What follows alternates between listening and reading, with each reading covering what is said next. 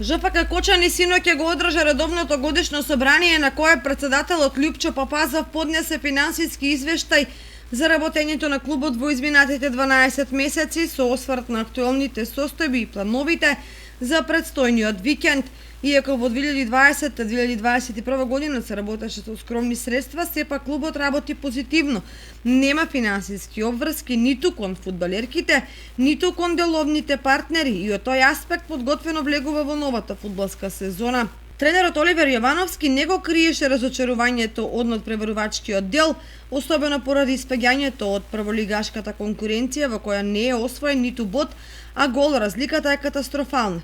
Меѓутоа, сето тоа е последица на заминувањето на најискусните фудбалерки во други екипи или откажувањето од фудбалот, поради што екипата се сведе на девојчиња кои поради младоста одвај ги исполнуваат условите да играат во првенството. На собранието беше донесен заклучок за 15 на денот да се организира уште еден состанок за да се воспостави поквалитетен организацијски систем кој ќе гарантира поуспешно работење на клубот. При тоа и да се разгледа можноста да се ангажираат неколку искусни фудбалерки за да започне создавањето на екипа чија цел е враќање од прволигашкото друштво.